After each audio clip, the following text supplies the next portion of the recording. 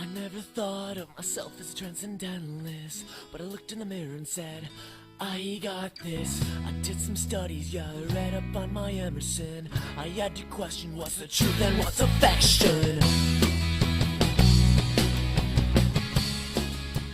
Okay, so I'm sure by this point you've realized that you recognize these faces. But who are they exactly? Ralph Waldo Emerson, Henry David Thoreau, John Muir, Margaret Fuller, Amos Bronson Alcott, John Sullivan Dwight, and Sylvester Judd. All major figures in a philosophical movement known as Transcendentalism. I know you're probably wondering at this point, what the hell is Transcendentalism? Well, in Ralph Waldo Emerson's own words, he says, the Transcendentalist adopts the whole connection of spiritual doctrine.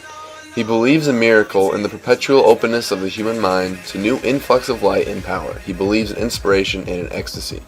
He wishes that the spiritual principle should be suffered to demonstrate itself to the end, in all possible applications to the state of man, without admission of anything unspiritual, that is, anything positive, dogmatic, personal. Thus, the spiritual measure of inspiration is the depth of the thought and never who said it. And so he resists all attempts to palm other rules and measures on the spirit than his own. While Ralph Waldo Emerson may have been a very important character during this time period, it is duly noted that they all talk in their mumbo-jumbo sentences. But I have found a much better explanation. Here goes. The spiritual hunger of the age that also gave rise to a new evangelical Christianity gave rise, in the educated centers in New England and around Boston, to an intuitive, passionate, more than just rational perspective. God gave humankind the gift of intuition, the gift of insight, the gift of inspiration. Why waste such a gift? Added to all this, the scriptures of non-Western cultures were discovered in the West, translated and published so that they were more widely available. The Harvard-educated Emerson and others began to read Hindu and Buddhist scriptures, and examine their own religious assumptions against these scriptures. In their perspective, a loving God would not have led so much of humanity astray. There must be truth in these scriptures too. Truth, if it agreed with an individual's intuition of truth, must be indeed truth. And so, Transcendentalism was born. In the words of Ralph Waldo Emerson, we will walk on our own feet, we will work with our own hands, we will speak our own minds. A nation of men will for the first time exist because each believes himself inspired by the divine soul, which also inspires all men. Even with that explanation, it is still important to look at it almost in a completely different way. One way to look at the Transcendentalists is to see them as a generation of well-educated people who lived in the decades before the American Civil War and the national division that it both reflected and helped to create.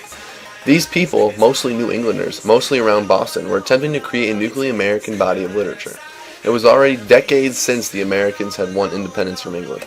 Now, these people believed it was time for literary independence, and so they deliberately went about creating literature, essays, novels, philosophy, poetry, and other writings that were clearly different from anything from England, France, Germany, and any other European nation. Another way to look at the Transcendentalists is to see them as a generation of people struggling to define spirituality and religion in a way that took into account the new understandings their age made available. There may be even a lot of references to men, but women were also involved. Most of the Transcendentalists became involved as well in social reform movements, especially anti-slavery and women's rights. Why social reform and why these issues in particular? The Transcendentalists, despite some remaining Euro-chauvinism and thinking that people with British and German backgrounds were more suited for freedom than others, also believed that at the level of the human soul all people had access to divine inspiration and saw and loved freedom and knowledge and truth. Thus, those institutions of society which fostered vast differences in the ability to be educated, to be self-directed, were institutions to be reformed.